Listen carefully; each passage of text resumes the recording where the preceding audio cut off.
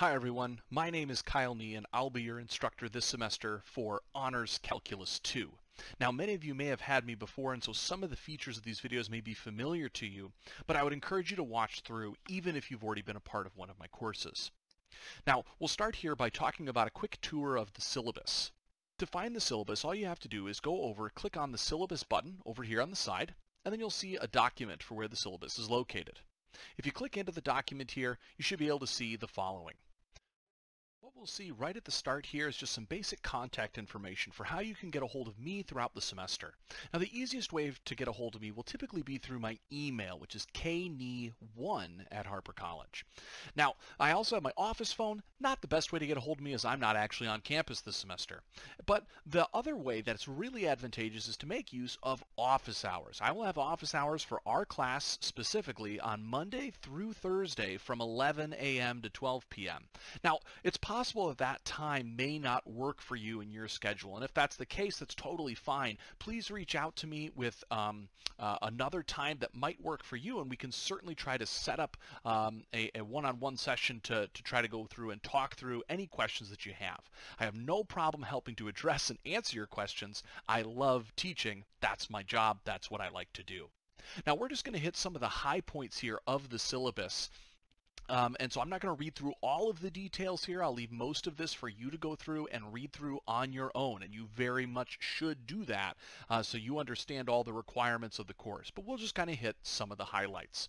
One of the things that we'll see here down underneath course materials is the required texts or materials for the class. We actually don't have a textbook that we will be using in this class that's required. This textbook here is technically, I guess, more optional.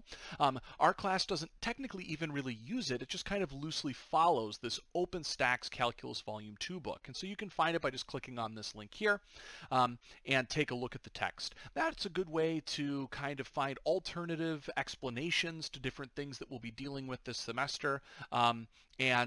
If you're interested, you can take a look at that source there as well. But otherwise, all materials in this class, all the videos, all the worksheets, everything that we're going to talk about are all produced by me. The other thing we're going to be using is a calculator. We won't use this very often, but from time to time we'll have a calculator to use. We're also going to be doing a lot of notes in this class. Even though it's an online class with videos, you are going to be highly encouraged to take notes so that way you can make sure that you fully understand the content and that you have some sort of an artifact to go back to help prompt your understanding again. And so having a good spot to organize that can also be very advantageous. I also have down here some withdrawal dates that can be used if you happen to need them. But please keep in mind, those are for you to know, not for me. I don't have any control over dropping you from the course.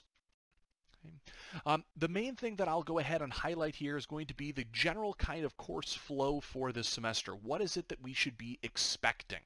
Well, first off is that we're going to be learning content through watching video lectures that have been posted to YouTube. I have spent hundreds and hundreds of hours producing videos for all of my different classes, and so I highly encourage you to watch these videos to learn the content at hand. The course calendar that we'll talk about in a later video is going to have different sections kind of laid out over our standard 5-day format as if we were meeting face-to-face, and so it'll tell you kind of what you're supposed to watch on each given day. In addition to that, there's going to be lecture guides and lecture notes that you can use to try to help take notes as you watch these videos. Now, I'll also be providing you with worksheets and solutions to these worksheets for every single section that we go through. So this will give you a good way to try to practice the concepts that we talk about without having to be worried about being graded. Again, worksheets here are not taken for a grade. I'll be available to help answer any questions that you're coming across in those worksheets or in the videos Monday through Thursday during those virtual office hour times. And we'll talk a little bit in a later video on how exactly we find those office hour times or find how to actually engage in office hours. Homework assignments will be assigned roughly every Tuesday and due roughly the next Monday by 11:59 p.m. and the calendar will highlight where each of those release dates and due dates are going to be. Students will ultimately submit their work by uploading files through Blackboard for this. Okay. Exams in this class are going to be given every 4 weeks, and you'll do the same thing for those exams. You'll have a fixed amount of time in which to take them. It'll actually be a shorter time, like a 90-minute time period to take an exam and then upload your work to Blackboard. And at the end of the semester, we'll have a final exam that'll be comprehensive, covering everything in the course, and that will also be timed. You'll just get a little more time than a regular exam. Now, a couple things to be aware of with the class is that I'll be communicating with you via your Harper email and through Blackboard announcements, primarily through Blackboard announcements.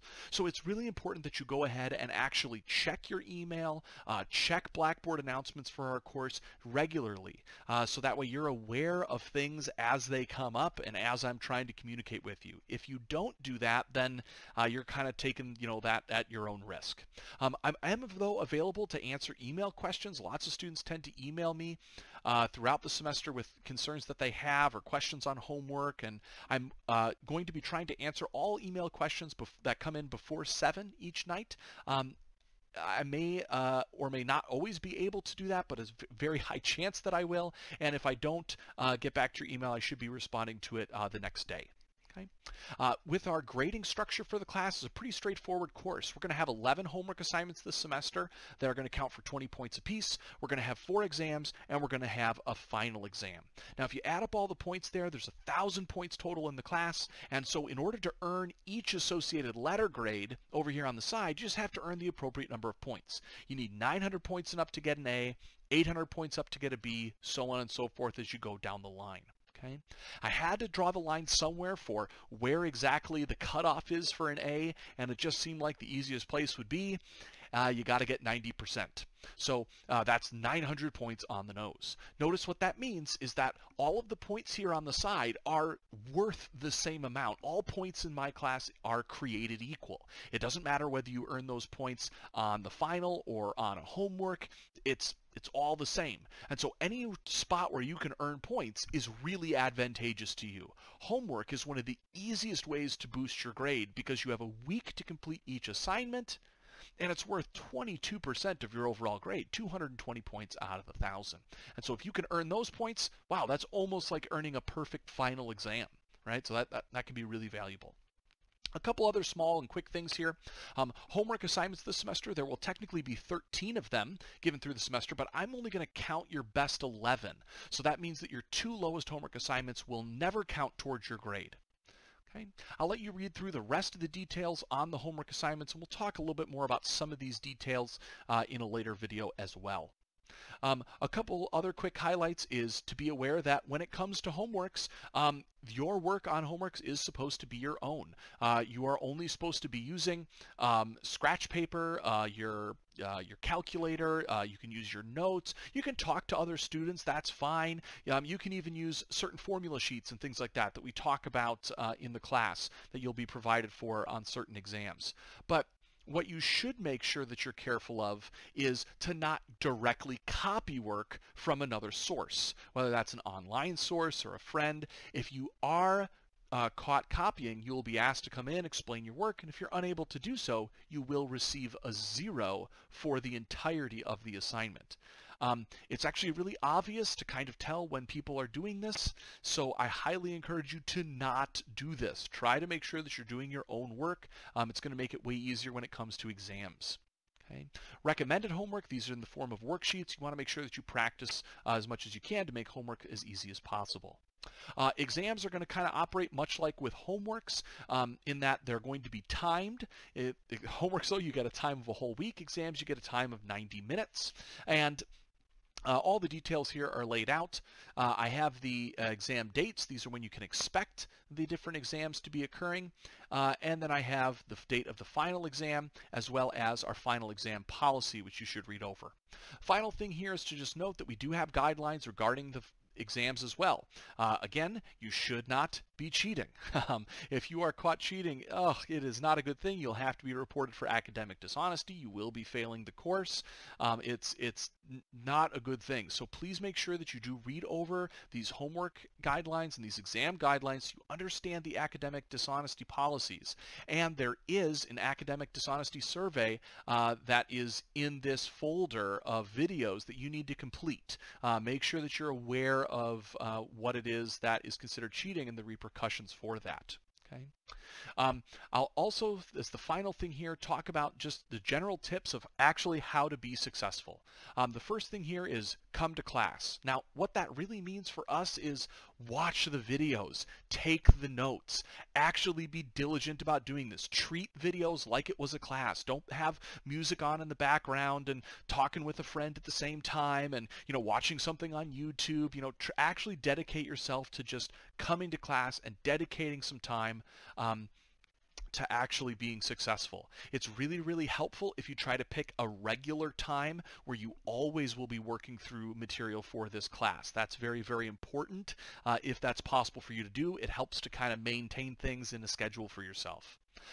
Come to office hours and ask about things that are unclear. I'm available. I love answering your questions. I love talking about math. It's why I have this career, so please don't hesitate to come ask me questions. Complete your recommended homework. Complete those worksheet problems. Practice. And also take your time on the graded homework. So do quality work. Hand things in on time so you actually get credit for them. Don't be afraid to ask me questions. Find classmates that you can work with. It's not, again, a bad idea to try to know people in the class, to talk with them. I'll show more about how you can do that in the office hours video, but it's a good idea to try to work with other students and try to get their help, try to get their perspective on things. You just always want to make sure you're turning in your own work. The last two things here, spend a minimum of 2 hours studying for every hour spent in class. So this is a 5 credit hour class, which means it's advised that you spend roughly 10 hours every week working on content for this course. That's a lot of time, but it is important to do that if you want to be successful. Also, work to understand the concepts. And the real key here is understand. It's really easy to get into a habit in math classes where you just kind of learn where to put the numbers on the page, right? Like probably in Calc 1 you learned how to take derivative rules, but did you really understand what a derivative was? Do you know what it means? Or do you just know how to perform the mechanics of the moves? If all you have is just that loose understanding of what goes where and when, you may not fully understand things, and that's going to make it a lot more difficult to be successful. So this process of understanding takes a lot more upfront time. It takes a lot more time to dedicate to, but it has huge dividends and will pay out monstrously throughout this course and as you continue on into more and more courses in mathematics and other areas. Now, again, the rest of the syllabus I'm going to leave for you to read through on your own, but of course, please reach out to me if you have any questions or you need clarity on any of the policies that are laid out here. And again, don't forget to go take a look at the rest of the videos as well as that academic dishonesty survey.